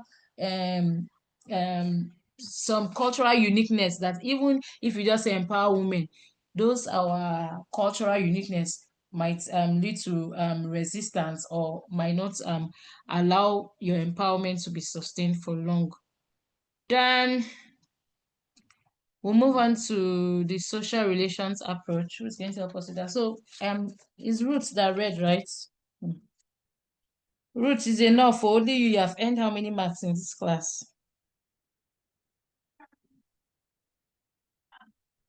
So let's listen to Chidima Aja. Okay, good morning, everyone. My name is Chidima Arutaja. The social relations approach. This approach focuses on understanding social phenomena such as power dynamics, social norms, and interpersonal relationships within their broader social context. It highlights the ways in which social structures and processes shape individuals' lives and opportunities, including their ability to exercise agency and pursue empowerment goals. All right, please, can you take it over again? Okay, this approach focuses on understanding social phenomena such as power dynamics, social norms, and interpersonal relationships within their broader social context. It highlights the ways in which social structures and processes shape individuals' lives and opportunities, including their ability to exercise agency and pursue empowerment goals. So for this framework, majorly this framework has looked at what other frameworks are being criticized for, right? So it doesn't even look at empowerment or what have you. It looks at social phenomena, power dynamics, who can decide on what, right? It looks at social norms. How does social norms affect men and women, interpersonal relationships? So for me, this is going even to the roots. But like I said, it will still have its own criticism, right? So the critics of this framework are saying, yes, it prioritizes micro-level interactions and relationships over broader structural factors. So yes, you are looking at the root cause. If we solve the root cause, how about people at the top? How about agencies, structures? So for example, if it's a capitalist society, if there's colonialism, so when we talk about capitalism, exploitation of people, so the rich, it is not government that is sharing resources, right? So if you are rich and you can keep doing what you do, regardless of whether you exploit the poor, you can still continue. So it says it looks at this micro level, but it doesn't look at other broader factors, other structures, right, that shape social inequalities and power dynamics. So for them, they are saying you just did it at the micro level. How about at the macro level? So when we talk about macro level, what are the things we think can cause inequality? So, for example, the policies in the country, the laws, right? So you are looking at the cultural level, and you're not looking at other bigger structures than that. So this is what the critics of this framework are saying. Now I've put the frameworks, right, in the table, so you can see their key focus, their approach, their emphasis on structural factors, their strengths, and their limitations. If you read using all of this as guidelines, right? So for example, if you pick a framework, you should be able to tell us what the focus is. You should be able to tell us the analytical approach, emphasis on structural factors, its strengths and limitations. You have elaborately discussed that framework. So if, for example, I ask you to explain maybe two or any framework in exam, what does this tell you from the table? It means I'll go and check what is the key focus you have written about the framework you have talked about. I'll look for the analytical approach in what you have written. I'll look at the emphasis on structural factors. I'll look at the strengths and limitation. So this table is just like showing you what the marking scheme might look like if we ask you to discuss any of this structure. So is this clear? And I think this even makes it easier, right? The moment you're able to say what each of these points are, you have exhaustively discussed any framework you have picked. Is this too much? It's not clear. I don't understand, man. Who doesn't understand? Let me I don't understand. I don't understand. Okay. I said, for example, can you hear me now? Yes, Samson, I can hear you. me? I can hear you, ma. Yes. If in the exam, right, I ask you to differentiate between Moser framework and Longway, the women's empowerment framework, or any other framework as well. Or I mention framework and ask you to discuss the framework. Are you following me? Yes, ma. Yes, ma. Yes, ma'am. I'm telling you that the things I'm going to look at to mark what you have said is when you pick, for example, Mozart framework, I want to check what did you write as the key focus of Mozart framework? What are they actually looking at? What is the framework looking at? What is their focus, their goal? Then I will check the analytical approach. Which analytical approach did the framework check? So I'm telling you that this key focus, analytical approach, emphasis on structural factors, strengths, and limitations are the things that you must discuss in any of the framework you pick. Is Okay, this ma. clear, Samson? Yes, So, ma. for example, if you pick a framework and then you miss out on key focus, you really did not tell me the focus of this framework, it means you have lost some marks. That's what I'm trying to say. So I'm saying this is like the blueprint or kind of marking scheme. This is what will be in my mind when I'm marking you. Okay, ma. Is this clear? Yes, I think ma. this table has made it easier for everyone. Yes, ma'am. Any question? Is the table confusing anybody? No, man.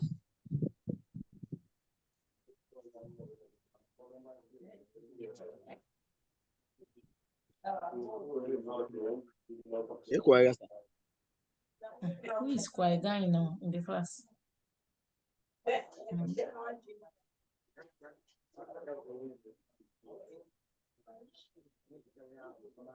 All right. So now that we've looked at the framework, we'll brush over intersectionality and gender analysis, right? Is there any relationship between intersectionality and gender analysis? Now, like I said yesterday, that intersectionality looks at the different identities, so multiple identities, multiple dimensions. And we say an identity can be your race. For example, somebody is a Nigerian, another person is a Ghanaian. It can be your class. And when we talk about class, it can be education. Class can be your socioeconomic, your economic power, right? So it looks at your, so for example, multiple identities could mean your race, your class, your gender, your sexuality, right? So intersectionality looks at how these identities intersect to create unique experiences. And so a thorough gender analysis must be aware of this and account for it, right? So if you are doing gender analysis beyond saying whether somebody is a male or female, you can also look at their other socioeconomic factors like ethnicity, religion, right? All of these are some of the identities that can either exacerbate exclusion or help with inclusion, as the case may be. So gender analysis, we say, examines how gender norms, roles, and expectation influences individuals' opportunity, behavior, and experience. And we're saying for gender analysis to be robust, we must look at different identities to see the different identities that are intersecting to lead to maybe exclusion or inclusion, as the case may be. So, for example, if we say women do not have, is it just because you're a woman that you know, we are looking at representation in political or in politics? So if we pick gender, okay, we look at, okay, we have less women than men. Let's look at other things. The women that are there, let's even look at other factors, other identities that may have. Could it be that it's because this one is educated that the person even had an opportunity? So we look at, we don't just look at only gender. We pick other identities. We pick sexuality. Okay, could it be that it's because this one is married or this one is single? We look at other identities that might help or exacerbate or worsen the situation or the scenario, as the case may be. So gender analysis is closely linked or tied with intersectionality.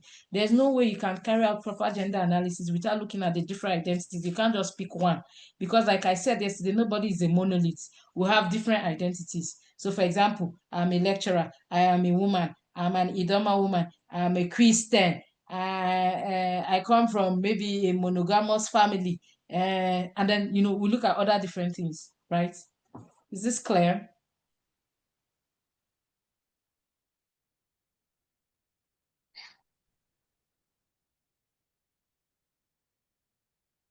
Hello. Something is Hi, wrong with man. this. Yes, ma. Hi. We are clear. We are clear. So why you I people am a clear. bit you're drawing back today. You're not as active as you were yesterday.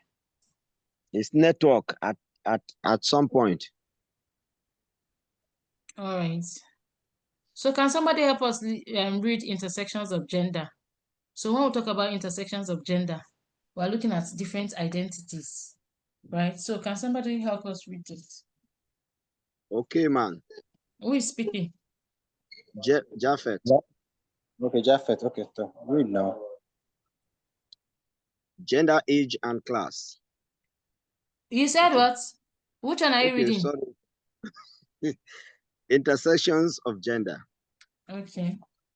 Gender and race ethnicity. Race influences gender experience, such as the stereotype and expectations placed on women and men from a particular ethnicity. Is this clear?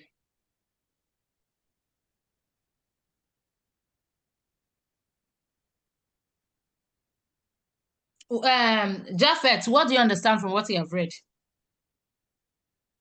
Okay. What I understand from what I read is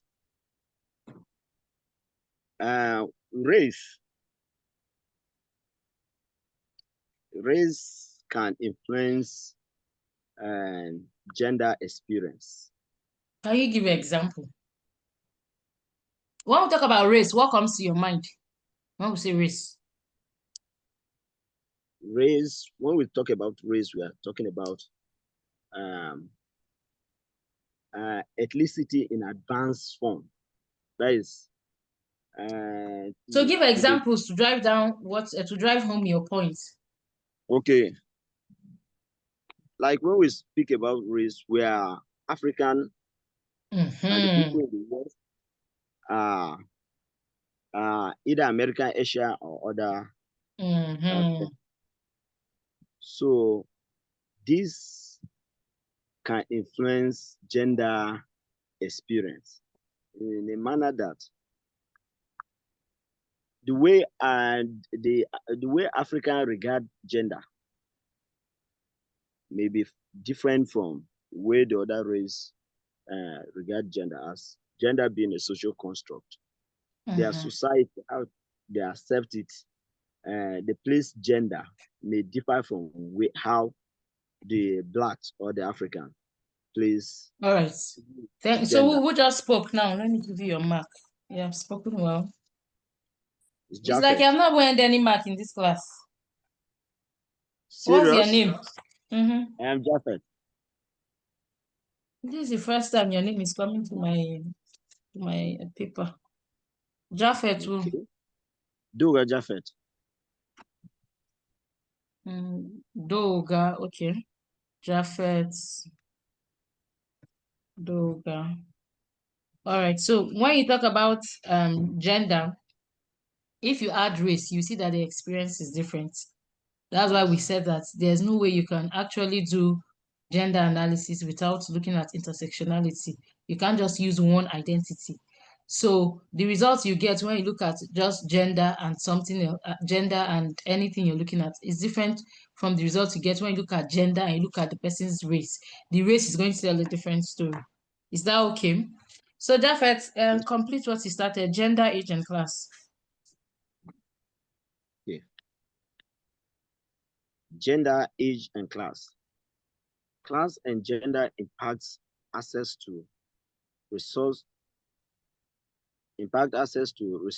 and opportunities, shaping individuals' gendered experience.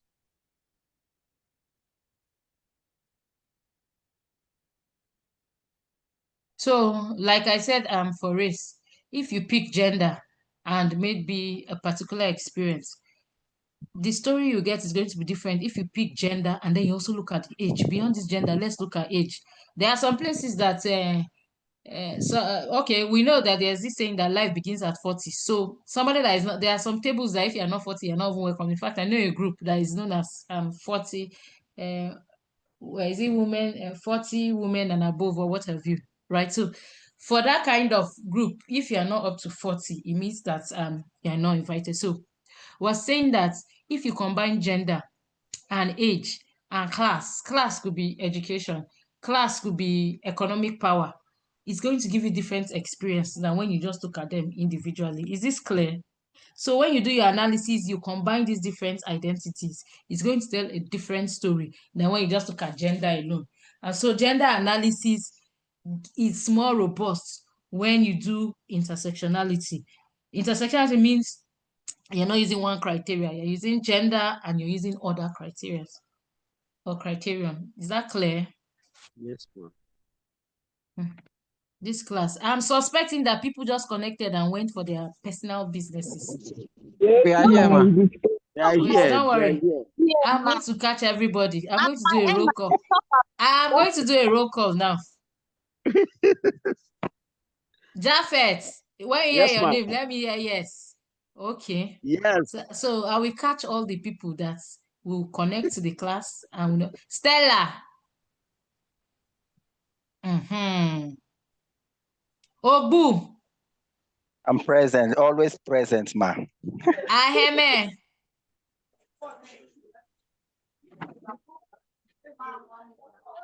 Aheme. Bashir. Yes, ma'am. Obu. Hello, ma. All those people I'm I calling said- and I'm not responding, I'm canceling all their marks. They deceived me Ma, in this I class. answered present now. Ogun answer present, ma. Stella responded though. Ruth. Yes, ma. Precious Ogun Okpe. responded. Totally Precious present. Okpe. Always present, ma'am. It's like some people are answering for others because I don't know your individual voices. Precious I hope it's not the is case present. of Jacob and Esau. No, ma.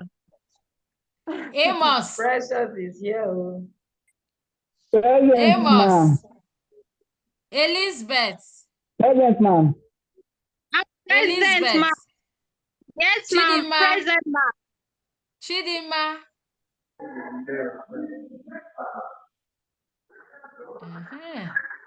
You see, Stella is my here. guess was right. You said? Ma, Stella is here. Oh.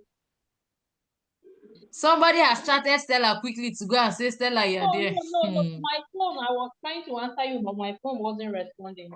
What about Atse Stephen? Present, ma. Present, ma.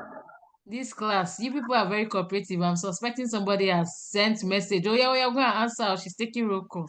No problem. No. ma.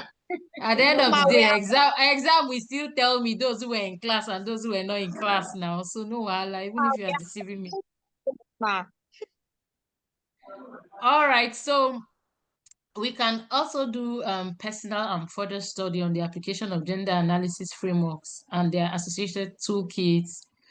To do this, you can review materials online. So I hope we know how to research online. By the grace of God. Do we know how to research online? Should I give an example? Yes, ma. Yes, ma. All right, so let me stop sharing. Please. There is mine. Okay, so for example, can we all see my screen? It's trying to come up. Yes, we can see. Yes. Okay, so Yes. okay, this was me researching on what is it called? Correlation. So you go to Google. We all know Google, right? Yes, ma. And then type in gender analysis framework, even the ones that have not been thought about. You will find them. Morning, ma. So can we see? Yes, ma. You scroll down, you see different things that people have said. Another way you can also research as postgraduate students is to use Google Scholar. So can you see Google Scholar? Can you all see my Yes, ma'am. screen? Yes, ma'am. You click on Google Scholar. Then you now type what you want to type there. So it gives you things that are more academic.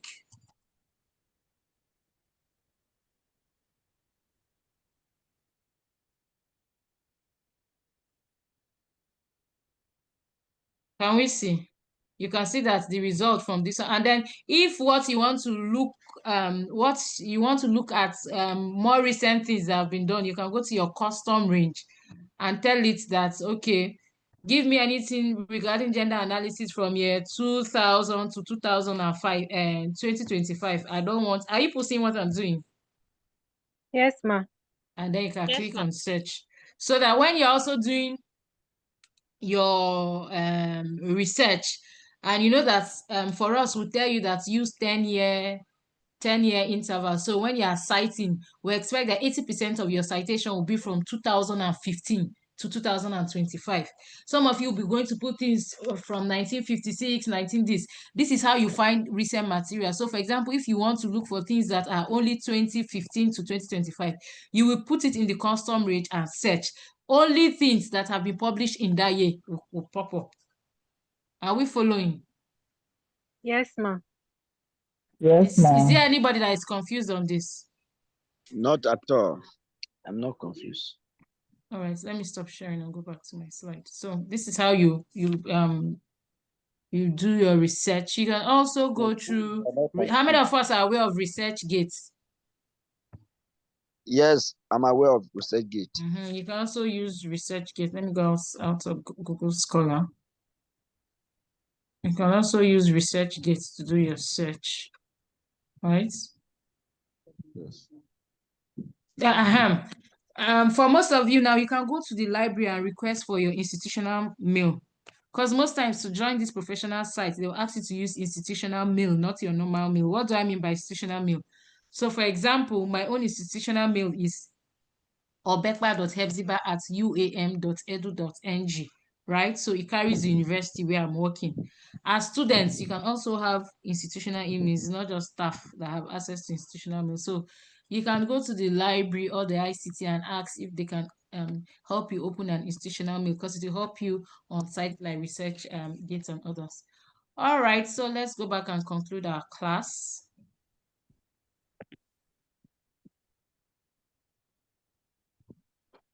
So we now know how we can go and do further studies, right? Can we see my slides? Yes, Yes, ma'am. So this is the assignment for this class. Who can help us read the assignments? Okay. Who is reading?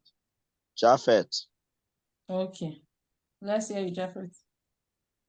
Imagine you have been contracted by the state governor to utilize a gender analysis framework of your choice to examine the educational experience of boys and girls.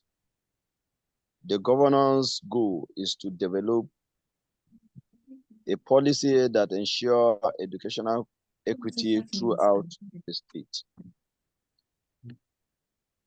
First task, write a 2 to 4 page critique paper in which you What you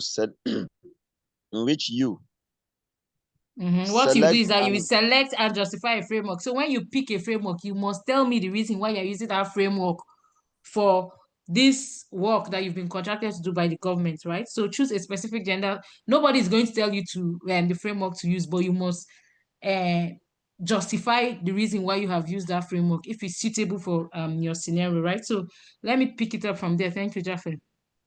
Explain why this framework is suitable for understanding the gendered experiences in education, right? Application of the framework. Describe how you apply this framework to analyze the current educational environment for boys and girls in the states. Then strengths and limitations. Critically assess the strengths and potential limitations of your choosing framework in the context of the project.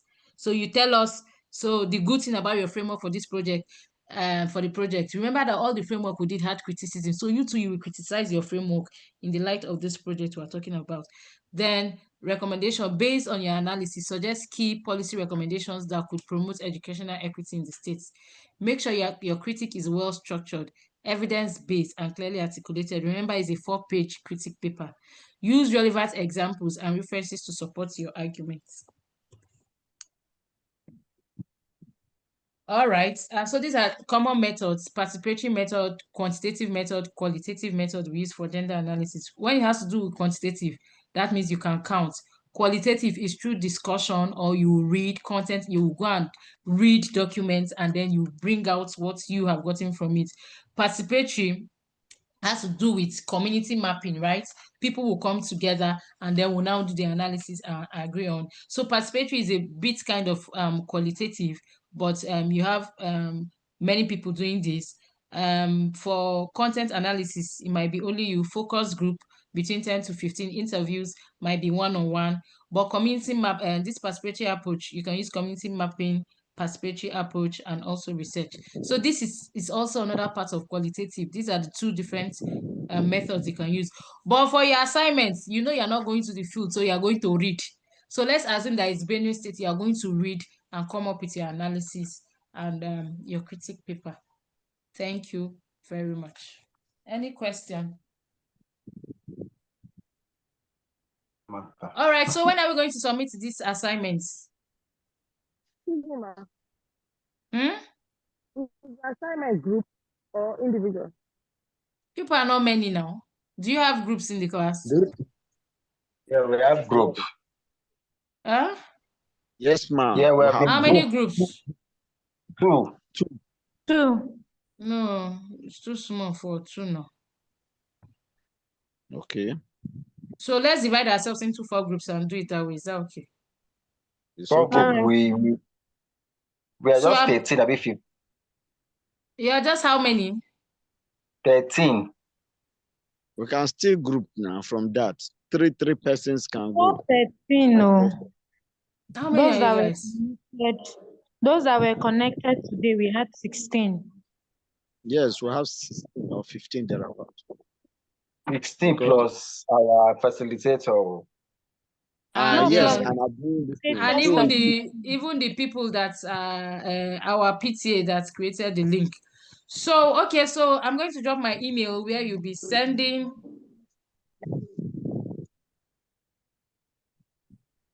Okay, I'll drop my email on the platform where you'll be sending the assignments. I'll send my materials right away. So is 1 week okay for you guys to submit the assignments? 1 week, one. What do you mean 1 week, Kwanu? I hope you know that another week will be another facilitator. So make hay while the sun shines. You don't have. I've already I've posted your exam timetable. This is not the only course you are doing. I'm not the only facilitator. Why not just do it and put it behind you? So can we pick 30th of June as submission date? Hmm? Hello? Hi. So we're going to submit 30th of June. Please, on each critique paper, you must write the members of a group. I don't want you people to start scrambling. Okay, so I'm going to post the different groups. I'm going to decide who is in which group. I'm going to do it randomly. Thank God I don't know you guys. Before friends will now be teaming up to join groups. So I'll post the different groups, the deadline, and my email for submission. Thank you very much. It's all right. Thank you, man. All right. See you guys during revision. Thank you, ma'am. Bye. Thank you, ma'am. Thank you, ma'am. Are you through with your class? Yes, that's why I said someone else is coming. Dr. Demeno will pick it up from here tomorrow. I hope me I end Mark because you didn't allow me to read when others were reading. Who is this? Is it Obu Samson? Yes, ma'am. So you want to score 200 over 100 in this course? Well done. Oh, I'm just asking. Oh, you end maths today now. All right, bye-bye. Okay, I have madam. something else to do. Thank Take care, everyone. Bye. Thank you. Thank Okay, you, we're ma'am. expecting the group. We're expecting the list for the group, ma'am.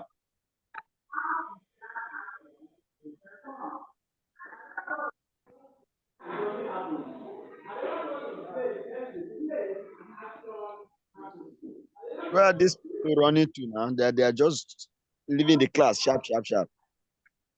I beg. Maybe they have other things to do. Japhet. Me, I did very, very busy. What was doing at the same time? I was not even hearing her. I did very, very busy. I'm Like at work. my brother, this class, but it's interesting, but the way I follow the team, but it's by God's grace. So That's so. No, I even prefer this woman's lecture more than the other lecturers. no, She actually the she tried. materials and the speed is good. Yes. People It were was just so throwing me off explanatory. and She did on, everything. off and on. No, Okay, the now. lady, the female lecturers are even better. She and that mommy that taught us last. Now then try pass. Oh boy, you're still on the class this day. Calm down. No, I don't hide that. No, I did not hide it though. I did not say anything bad. That's just the truth. But calm down now. Everybody's good.